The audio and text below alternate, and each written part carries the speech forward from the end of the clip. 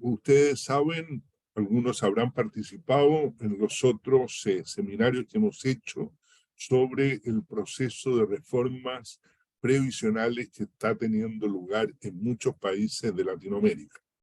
En esta oportunidad vamos a estudiar el caso de Bolivia y más específicamente los riesgos de la estatización en el caso de Bolivia.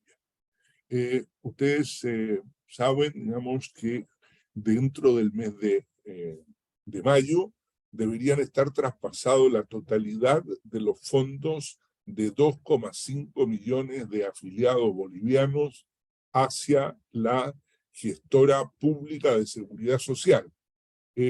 Estos fondos que alcanzan a la cifra de 24.000 millones de dólares, aunque entiendo que 17.000 ya están prestados al gobierno, obviamente que entrañan un riesgo enorme en cuanto a la integridad de los ahorros de los trabajadores, lo que ha desatado una protesta bastante fuerte entre quienes son los dueños de estos aportes.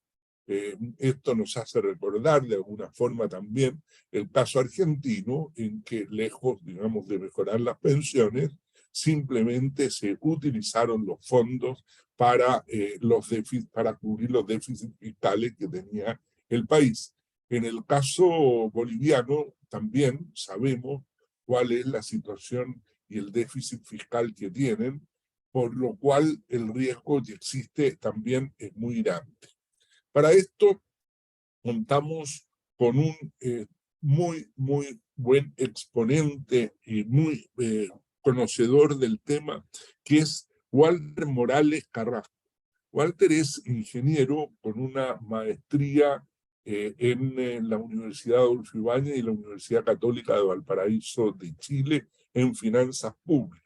Además tiene un doctorado en una universidad española. Tiene más de 20 años de experiencia en todos los temas de mercado de valores y especialmente en los temas de reforma de los sistemas públicos. Por lo tanto, yo solamente me cabe agradecer a Walter y agradecer a todos quienes se están conectando para conocer los riesgos que esto significa para los procesos de reforma. Sin lugar a duda, ninguna de las reformas que hemos ido viendo, con excepción tal vez de la mexicana, ha estado orientada a mejorar las pensiones, sino más bien ha estado dirigida por un tema ideológico y en otros casos por un tema de necesidad de nuevos recursos. Por lo tanto, Walter, te reitero nuestros agradecimientos y tienes la palabra. Al final van a haber algunas preguntas que se pueden hacer por el mismo chat, que ya las tenemos enviadas a Walter para que pueda darle respuesta posteriormente. Gracias, Walter, y adelante. Muy bien, muchas gracias, Guillermo. Agradecer a la FIAP, a todos los miembros y a todas las personas que nos siguen. Que para mí es un placer, un gusto estar con ustedes y poder compartir algo de lo que uno conoce y la evidencia que tenemos en el caso boliviano. Si me permiten, voy a compartir una presentación que tengo acá. Ahí está. Muy bien. Entonces, la presentación la hemos denominado riesgos de la estatización en pensiones, evidentemente el caso boliviano, y esto se refiere a todo lo que puede venir derivado de lo que ya tenemos como ocurrencia actual, ¿no? Se ha creado una gestora pública de pensiones, la cual va a administrar todo el canal que tiene que ver con las actividades desde la recaudación hasta el pago de pensiones y prestaciones correspondientes en el caso boliviano. Entonces, la idea es explorar qué es lo que puede suceder y cómo ha evolucionado el sistema y cuáles son evidentemente los riesgos derivados de aquello. Entonces, voy a plantear el contenido con algunos antecedentes conceptuales e históricos muy rápidamente, porque la mayoría ya los conocemos, pero a modo de repasarlo y quedar claro, los principales cambios que se han dado con estos cambios legislativos los efectos y resultados que tiene el sistema de capitalización individual en Bolivia y en el último tiempo con esta modificación que ha generado algunas distorsiones adicionales al sistema o restricciones probablemente adicionales para tratar de cerrar con algunas conclusiones, las perspectivas y evidentemente los riesgos, que es lo que nos interesa fundamentalmente a todos. Bueno, como sabemos, esta es la visión típica de la justificación teórica de un sistema de pensiones, ¿no es cierto? El tema de el incremento de los ingresos a través de la vida de las personas, de su vida laboral, para tratar de ahorrar en la etapa que sea uno más vulnerable de la vida, en la cual es una etapa de desahorro, ¿no es cierto? Y estar razonablemente cubierto. Este es el mismo caso, pero solamente una visión no lineal. Al final es el mismo concepto, ¿no es cierto? Tratar de generar un ahorro para la etapa final de la vida.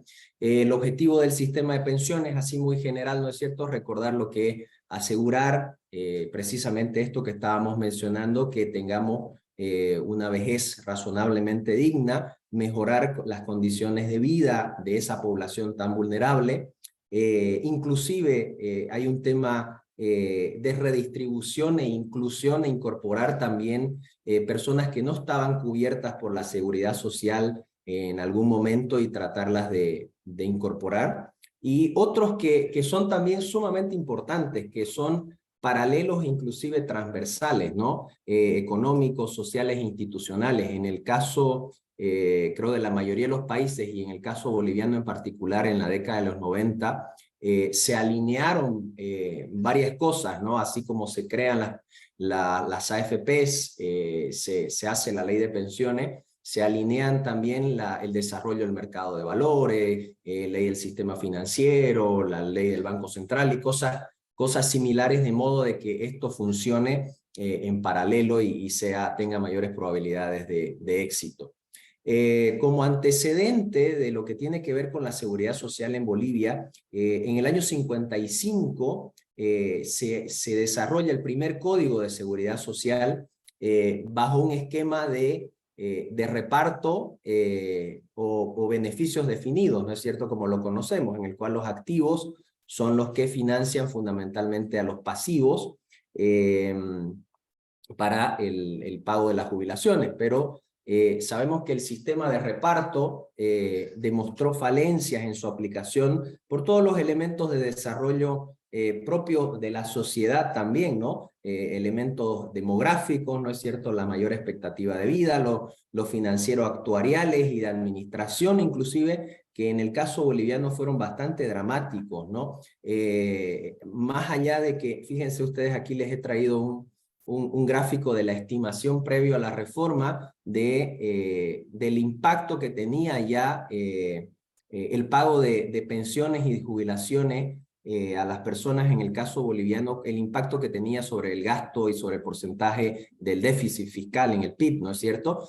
Bueno, aquí les pongo el QR por si quieren buscar la referencia bibliográfica, y evidentemente la idea era disminuir con la reforma el costo fiscal para los estados, porque se había convertido, ¿no es cierto? Y se tienden a convertir en cargas sumamente pesadas que hacen la vida muy compleja a los gobiernos.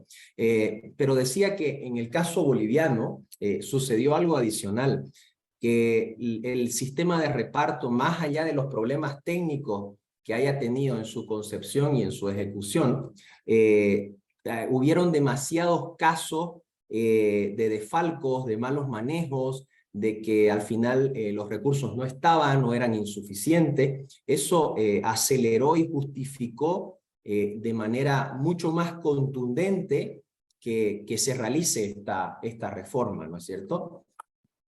Entonces, coincidente con los cambios de paradigma que yo mencionaba en esa época en Latinoamérica y también en algunos países de Europa del Este, en Bolivia el año 97 se ejecuta la reforma de pensiones con un sistema de capitalización individual o de contribuciones definida bajo administración privada a través de una ley, la ley 1732, ¿no es cierto?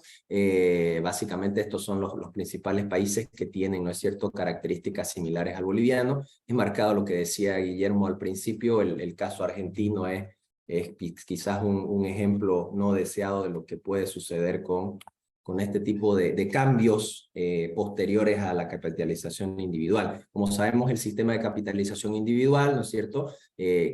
Los trabajadores activos, cada trabajador aporta para su propia jubilación, ¿no es cierto? Y esos recursos se invierten, generan un desarrollo del mercado de capitales y permite que al final esos montos con sus rendimientos generen las mejores expectativas precisamente de capitales acumulados y pago de pensiones futuras. Siguiendo con esto que estaba comentando, es para hacer la reforma en el caso boliviano, se hace una licitación pública internacional y se adjudica a 2 operadores la gestión de recaudo, cobro, inversiones, pago de prestaciones y los fideicomisos que iban a administrar para el sistema de pensiones. En este caso, 11 grupos financieros fueron preseleccionados y 3 proponentes calificaron. Estos son los 3 que calificaron, que era lo que se les pedía, experiencia de al menos o más de 20 años en la administración de portafolios de inversiones, incluyendo carteras globales, al menos 10 años, no menos de 10.000 millones de dólares bajo administración, por si acaso estos son 10.000 millones del año 97, ¿no es cierto? Entonces, el monto ya era significativo. Actualmente, los fondos combinados, ambos fondos que administran las 2 AFPs, suman 24.000 millones de dólares. También tener una capacidad de procesamiento de más de 5 millones de transacciones para cuentas de pensiones al año. Hoy, quienes detentan la administración transitoria aún de las pensiones en el caso boliviano, son Zurich y BBVA, ¿no? Lo traigo esto a colación porque es importante y vamos a ver que, como todos sabemos, la actividad del pago de pensiones y de administración de todo el sistema es una actividad que requiere actores altamente especializados, ¿no es cierto? En este cuadro también les muestro, tratado de mostrar para contextualizar un poco la arquitectura de reformas que se hicieron en el caso boliviano desde la época de crisis de los años 80 con elevado capitalismo de Estado, gasto público, control de precios, proteccionismo, hiperinflación. Bolivia llegó a tener una hiperinflación que alcanzó 25.000% anual, fue dramático, lo que obligó a generar reformas que he llamado en este paper de primera generación, en la cual se hace una redefinición del Estado, se asigna al mercado como principal rector, pero bajo un esquema de arquitectura regulatoria. Se profundizan estas reformas a través de un esquema de segunda generación entre los años 90 y 2005, y lo que he venido a llamar las reformas de tercera generación, que también llamadas contrarreformas, han sido la serie de nacionalizaciones que se hacen de forma posterior. O sea, luego de haberse privatizado y haber asegurado que todos los problemas del pasado estaban superados y el Estado ahora solamente se dedicaba principalmente a regular y a establecer las reglas del juego, a partir del año 2006, con el gobierno del presidente Evo Morales, se vuelve hacia atrás con una serie de reformas que tienen que ver con nacionalizaciones. Se vuelve a nacionalizar las actividades de hidrocarburos. Como saben, Bolivia poseía yacimientos importantes de gas, sobre todo. Se nacionalizan lo que se llaman los sectores, o se llaman acá los sectores estratégicos, energía, telecomunicaciones, que teníamos empresas internacionales que habían venido a través de igual procesos de licitación y generaron un nivel de inversión extranjera directa de los más altos de Latinoamérica en esas épocas, entre los 90 y principios de los 2000. En esa época también, en estas contrarreformas, se hace una nueva constitución política del Estado. Bueno, en el caso de Chile ha estado viviéndolo, se hizo una asamblea constituyente, pero en el caso boliviano sí se logró cambiar cosas bastante radicales, ¿no? Entonces se dieron una nueva redefinición del Estado contra reformas educativas, al sistema financiero, a las leyes de inversiones, y también se hace una contrarreforma a la ley de pensiones, ¿no? Que es la ley 065. ¿Cuáles son los principales cambios que plantea esta ley 065, que viene a reemplazar a la anterior 1732, que se crea una administración a través de una gestora estatal de pensiones, y entre tanto se hace una administración transitoria, o se le otorga a la administración, se le mantiene la administración pero transitoria a las actuales AFPs. Fíjense ustedes, la ley 065 es del año 2010. Estamos en el año 2023, ¿cierto? ¿No? Entonces, desde esa época vienen operando de forma transitoria las administradoras de fondos de pensiones en Bolivia. Otro punto es que la tasa de reemplazo o el referente salarial para jubilación se disminuye del 70 al 60% y menos, porque se empiezan a crear otras alternativas que las voy a ir comentando rápidamente, lo cual hace que los niveles de pensiones tiendan a disminuir también. Vamos a ver algo de datos más adelante. La reducción de la serie de cálculo para el referente salarial. Antes se calculaba cuando tocaba que se jubile la persona, se calculaba sobre el promedio de los últimos 60 salarios. Y con la nueva ley se disminuye a 24 meses este cálculo. Por ende, digamos, se genera un riesgo que ya había sido superado antes, que es que en los últimos 24 meses las personas puedan incorporar cosas que de repente estaban en negro o alguna cosa, y en desmedro, digamos, de lo que anteriormente de manera formal se estaba aportando, ¿no? Luego, algo que es súper llamativo y contraintuitivo a lo que viene sucediendo a nivel mundial y en las recomendaciones en todos lados, es que se hace una disminución del límite de edad para optar por la jubilación, ¿no es cierto? Porque con el caso boliviano, para jubilarse tenía que juntar un suficiente capital acumulado que alcance para financiar por los siguientes años el 70%, luego el 60%. Pero era hasta los años, hasta el 65 en el caso de los hombres y 60 para las mujeres. Con la nueva ley se disminuye a 58 años para los hombres, y para las mujeres estos 58 años pueden disminuir hasta los 55, un año por hijo nacido, ¿ya? Entonces, eso también fue algo llamativo. Y en el caso de los trabajadores mineros, por las condiciones, se justificó que eran por las condiciones insalubres, hasta los 51 años.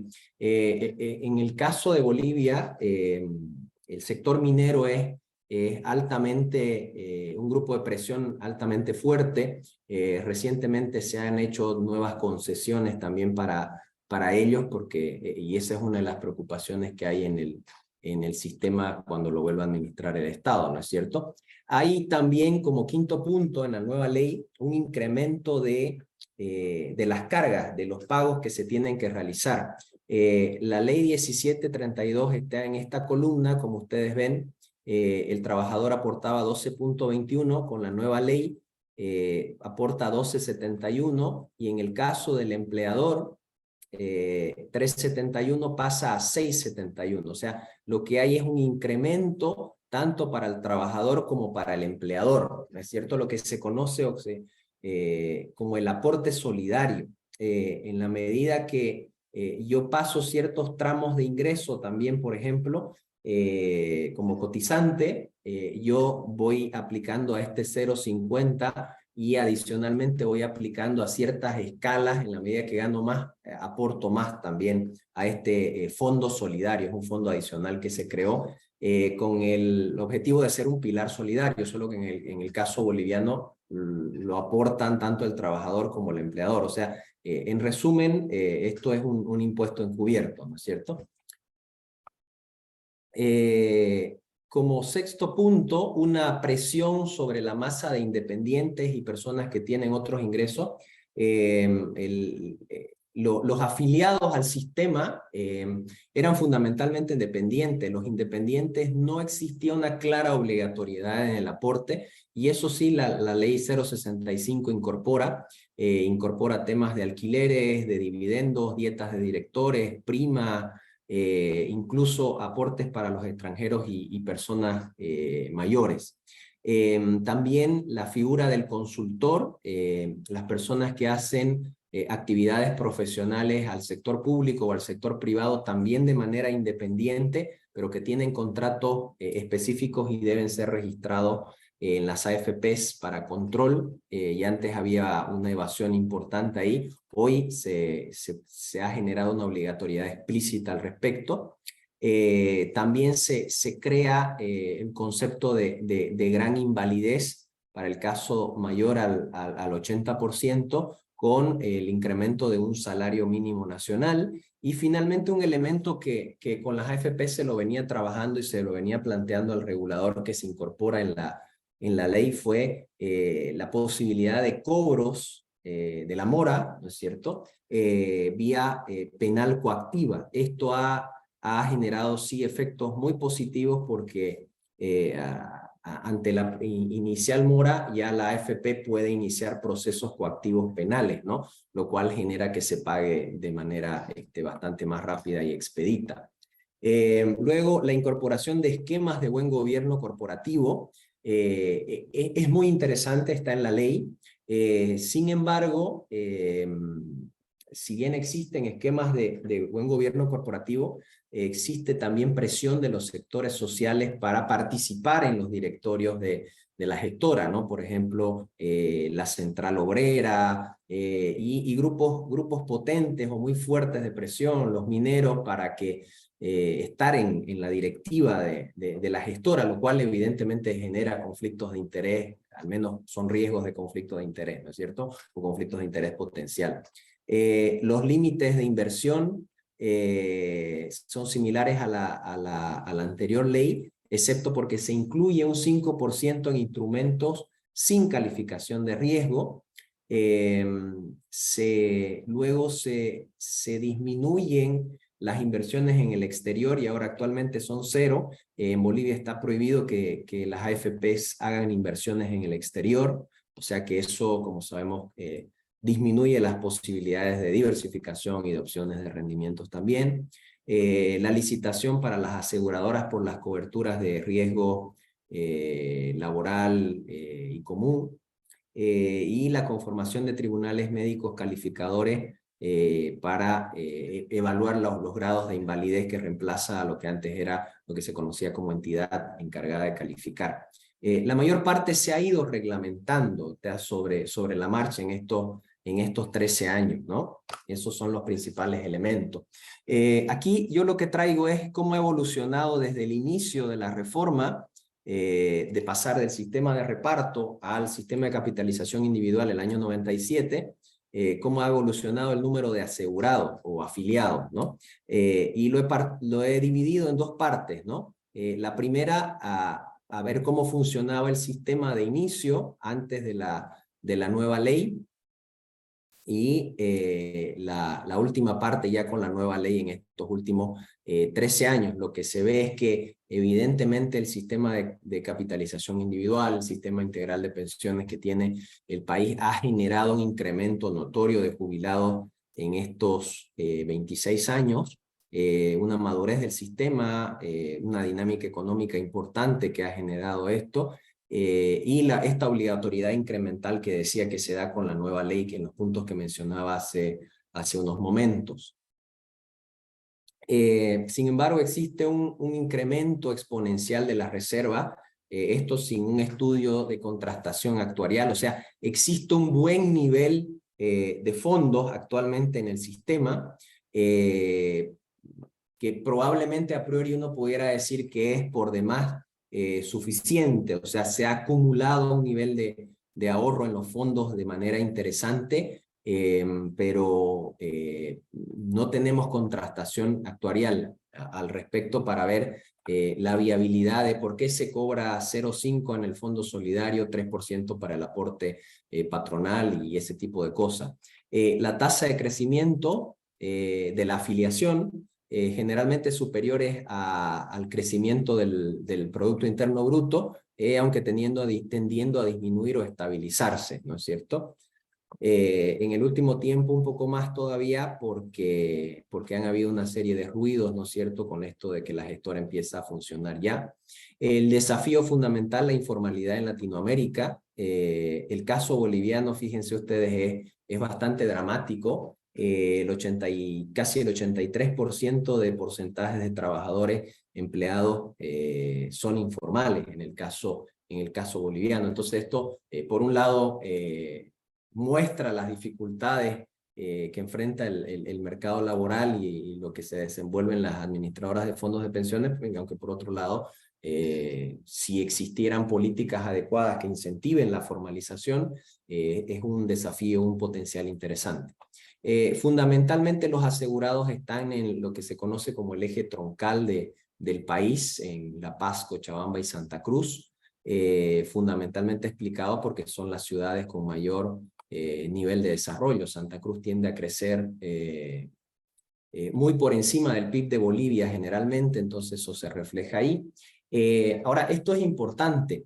La nueva ley, la 065, que reemplaza la anterior 1732, muestra un incremento notorio de jubilados. Entre 97 y 2010, la primera ley de capitalización individual, se jubilan cerca de 13.000 personas.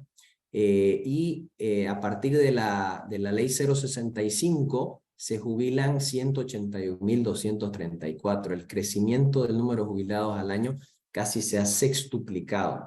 Y la pregunta aquí es si es cantidad o calidad. Entonces, cuando uno revisa los detalles, al menos la poca información que se puede mirar de esto a nivel de detalle, encuentra que los rangos de pensión están entre los más bajos, ¿no es cierto? O sea, más de 2/3 partes están en los estratos más bajos de monto jubilatorio. O sea, tenemos mucho más jubilados, pero con montos que tienden a ser bajos. Bueno, y aquí también la composición de los jubilados por área geográfica, que es básicamente la misma que la afiliación. El portafolio crece también a un ritmo bastante interesante, de manera significativa desde el inicio. Actualmente el portafolio tiene alrededor de 24.500 millones de dólares los fondos. Es alrededor del 40 y tantos % del Producto Interno Bruto boliviano, o sea, es un nivel de ahorro significativamente importante.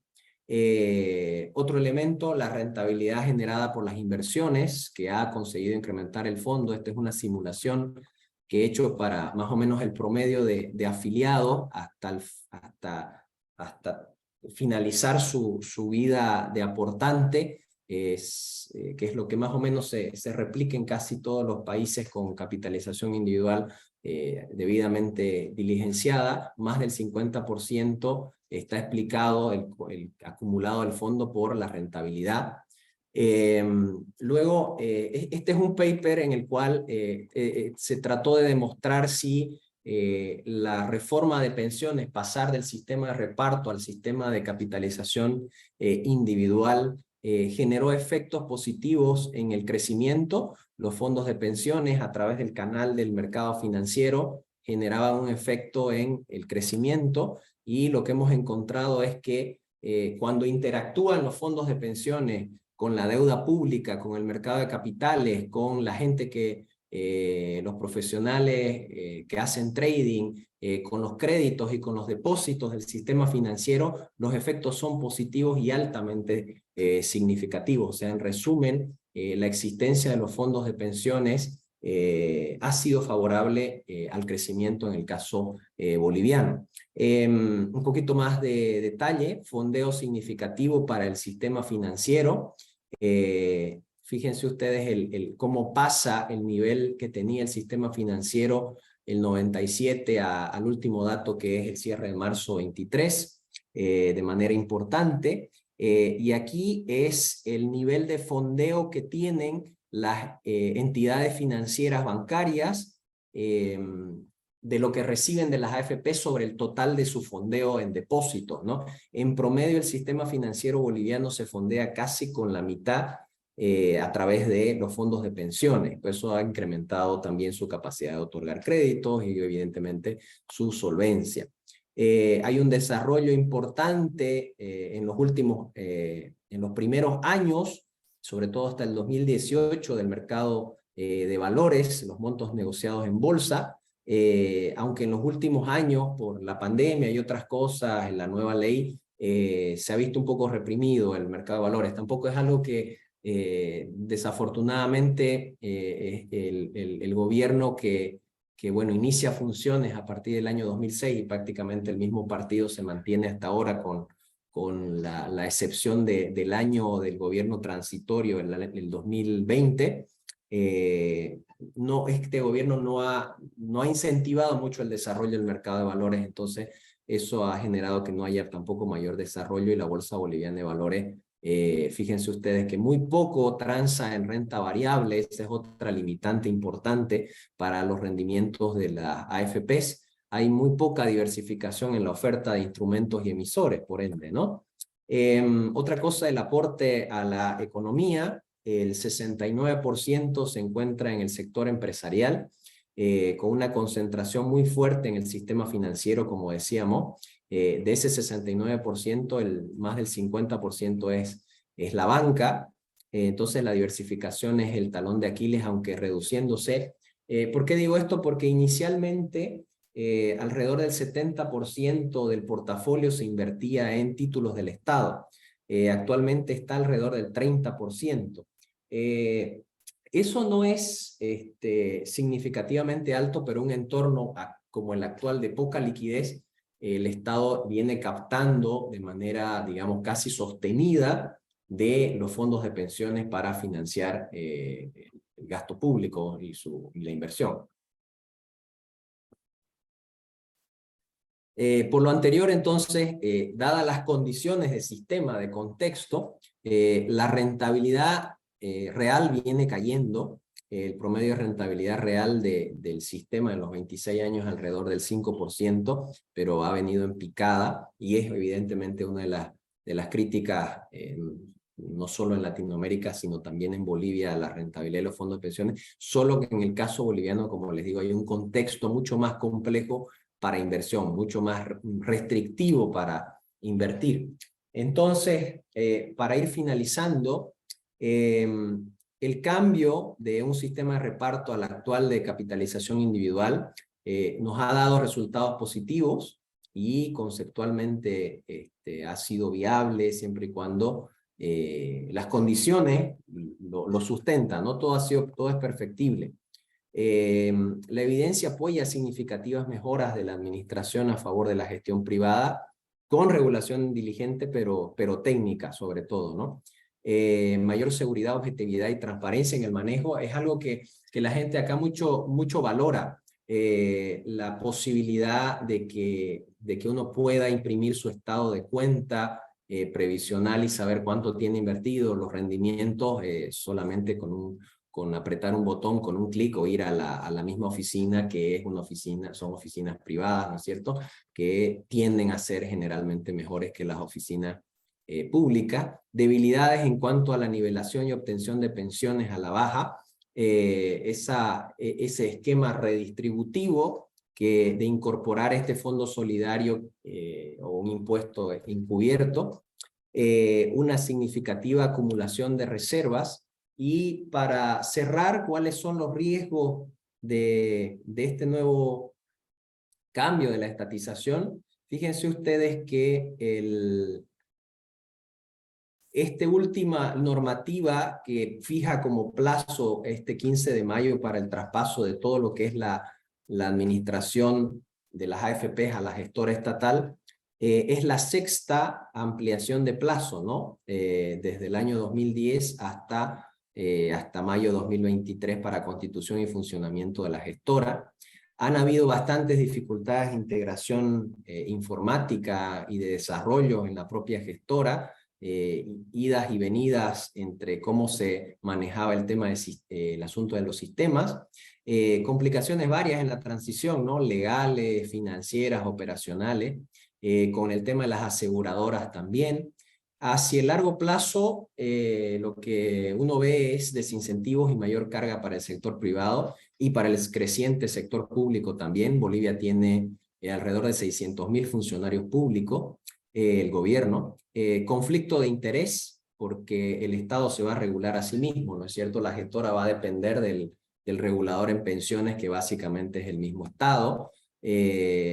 La optimización y sostenibilidad de todos estos últimos cambios que se han hecho no están comprobados, y quizás lo más importante y que decanta de todo, el riesgo político, ¿no? Este sistema está menos aislado de las presiones cuando lo administre el sector público que cuando lo administre un privado.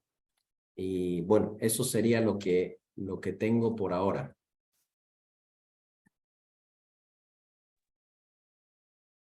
Muchas gracias, Walter, por tu completa exposición.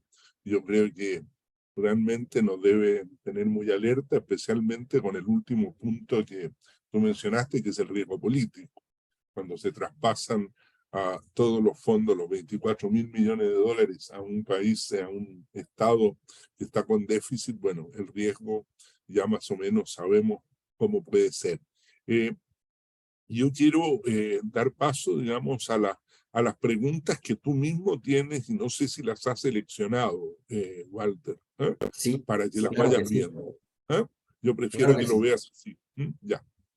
Perfecto. Gracias, Guillermo. A ver, tengo Vale. algunas y vamos leyendo. Tengo una que dice: ¿qué normas jurídicas y de qué rango podrían evitar que los gobiernos se apropien de los fondos previsionales de los ciudadanos? Si hay ejemplos de lo contrario, Argentina es el más claro, donde el gobierno se apropió lisa y llanamente de los fondos de ahorro. Chile y Uruguay, donde se aprobaron leyes que afectan las jubilaciones futuras. Bueno, a ver, en el caso boliviano, lo que ha dado espacio a la ley de pensiones, la última, la contrarreforma, la 065, el sustento legal que se utilizó es cuando se cambió a la nueva constitución. Por eso es tan importante el tema de las constituciones, de abrir, porque a veces se abre una caja de Pandora, ¿no es cierto? Cuando se aprueba la nueva constitución, coloca en un artículo el siguiente texto: la seguridad social pública no podrá ser concesionada ni privatizada. Inicialmente decía la seguridad social, y se le incorporó el pública, tratando de abrir espacio para que hubiera probablemente un actor privado y un actor público, o actores públicos y privados, que hubiera sido probablemente lo ideal y lo recomendado. Sin embargo, se le dio la interpretación de que la seguridad social en general es de interés público, alguna figura así, y se puso en la ley como ese sustento, y ese es el argumento que se da para que no pueda existir teóricamente una administradora privada de las pensiones. Y evidentemente lo que uno ve es que ¿qué creo yo? Y lo he conversado muchas veces en algún paper, y en alguna vez que me ha tocado ver, lo he conversado con el profesor Peter Diamond, me recuerdo, experto en pensiones que deben conocer, ¿cuál sistema es mejor, no es cierto? Si el sistema que administra el Estado o el que administran los privados. Y yo me recuerdo la respuesta del profesor Diamond fue fenomenal, ¿no? Depende de la institucionalidad. Entonces, eso es crucial, creo yo. Si nuestros países tuvieran altamente desarrollada la institucionalidad, probablemente como la tienen otros países, con sus virtudes y sus sombras también, pero creo que eso es crucial. Pero los países que tengan menos desarrollada la institucionalidad, es difícil que puedan pensar en hacer un cambio de estas características, dado todos los riesgos concomitantes que existen. Y el caso de Argentina, evidentemente, es un ejemplo para no repetir. Tengo otra pregunta que dice,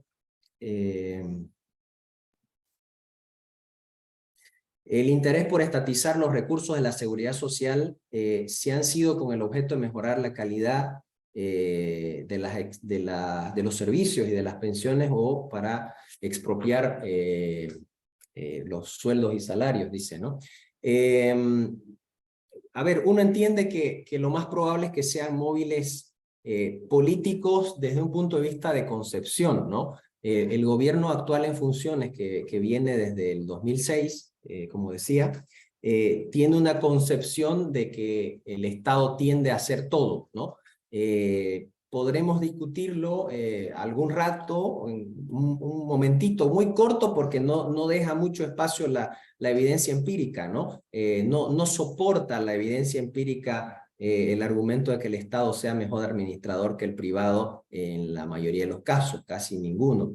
Entonces, lo más probable es que haya una inadecuada concepción política y probablemente una necesidad también de financiamiento interno, ¿no? Porque el déficit fiscal estructuralmente viene siendo el 7% en el caso de Bolivia en los últimos años, por ende es bastante probable que esto tienda a utilizarse estos recursos en mayor magnitud para ello. Esperemos que no, pero es un riesgo que existe.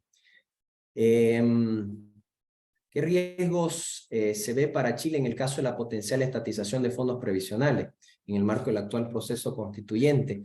Evidentemente es lo que yo decía, hay que tener mucho cuidado con estos procesos reformistas.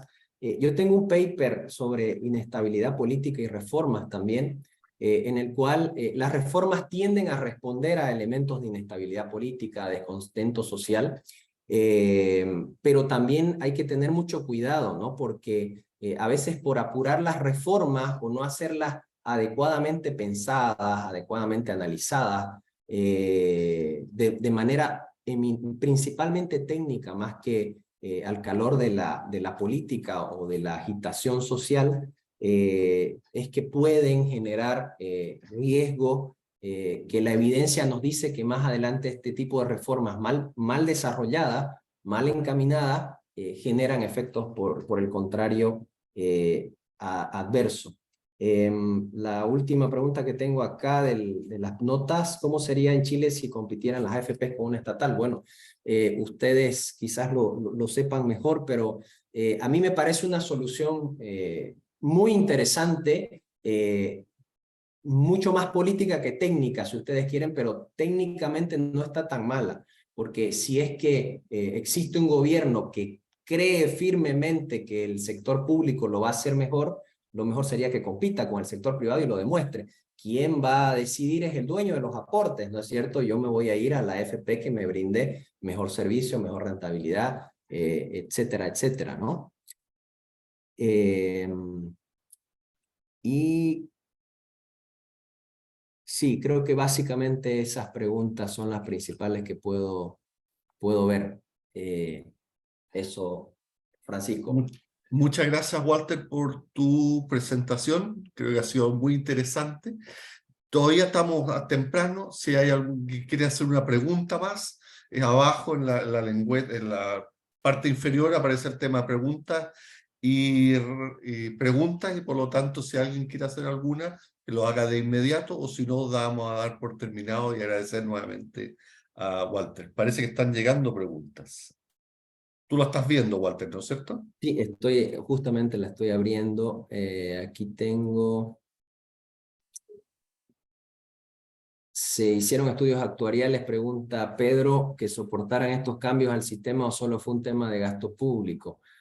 Sí, como decía Pedro, no tengo yo conocimiento y casi nadie que yo sepa si es que se hicieron. Aparentemente no, y si se hicieron no se han hecho públicos. Después tenemos... El mercado de valores no crece porque el regulador en Bolivia tarda un promedio de 3 años en aprobar un fondo para que inviertan las AFP. Sí, eso es verdad. Estructuralmente también las aprobaciones de emisiones para el mercado de valores en Bolivia, el regulador financiero, es bastante lento, pero yo creo que es por lo que decía, ¿no? este gobierno no cree mucho en el mercado de valores, ¿no? Entonces tampoco es que se ha hecho que se desarrolle mucho el mercado de valores y hoy prácticamente está venido a menos.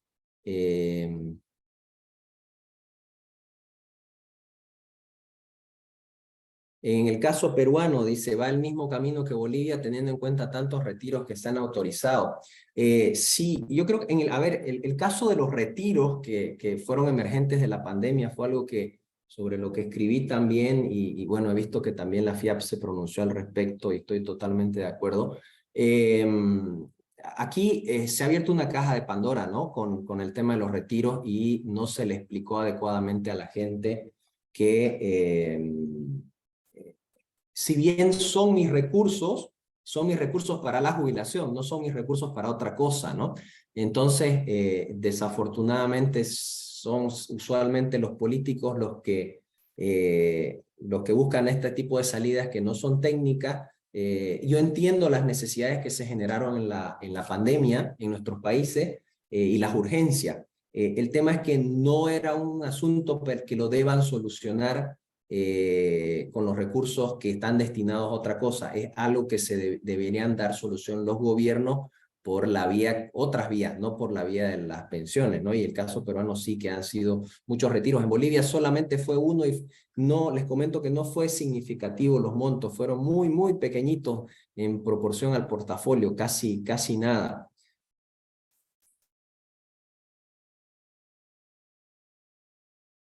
Los resultados en la incorporación de independientes de forma obligatoria, cómo se recaudan los aportes.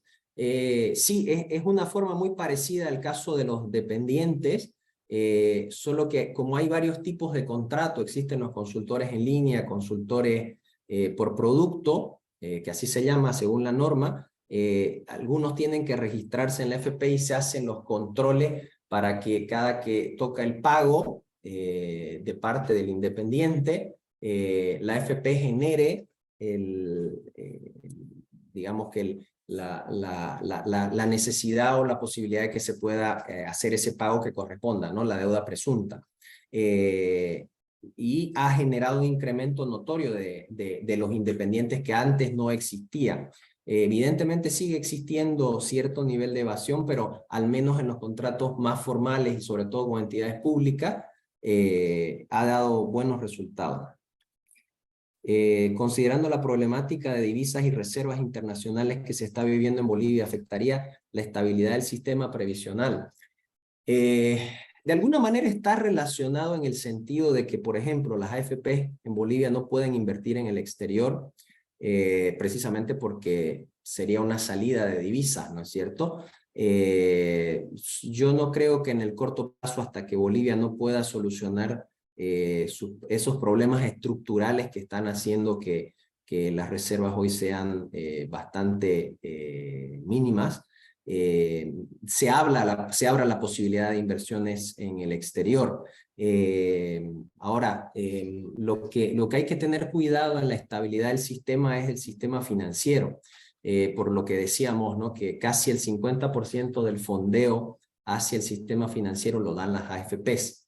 Y es de alguna manera más o menos homogéneo el análisis, aunque se hacen consideraciones de calificación de riesgo, de posición entre bancos, pero ojalá eso se transmita o se siga realizando de manera adecuada o mejor, tal vez, siempre todo es perfectible, para que no se deje sin recursos a algunos bancos, o al menos de manera drástica que pudiera afectar la estabilidad del propio sistema financiero.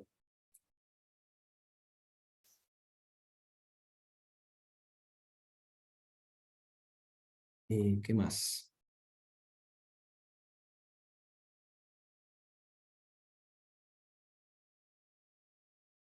Se estima que una de las inversiones realizadas fue en un banco que demostró iliquidez. Bueno, hasta donde conocemos, el caso del Banco Fácil debe ser, ahí lo que hay que ver es si se ha cumplido o no la normativa, como en todos los casos. Aquí la palabra la tiene el regulador, no lo que sale en prensa, ¿no? Desafortunadamente en nuestros países latinoamericanos, en Bolivia en demasiada medida, creo yo, se mediatiza y se judicializan las cosas sin que estén probadas y demostradas. Lo que corresponda castigarse debe ser castigado en las instancias que correspondan. Yo entiendo que ese banco tenía calificación aceptable cuando ha invertido, y si no ha sido así, bueno, lo que corresponde es al regulador tomar las acciones que correspondan. ¿Qué mecanismos de control puede tener el aportante para precautelar las inversiones? Supongo que ahora que lo administra la gestora. He visto la página de la gestora pública de pensiones y he visto que está revelando información relativamente actualizada. Yo creo que ese es el camino, ¿no? Que haya un fluir de información. Ojalá funcione bien esta transición, si es que finalmente se hace. No he visto que nadie haya interpuesto algún recurso, porque finalmente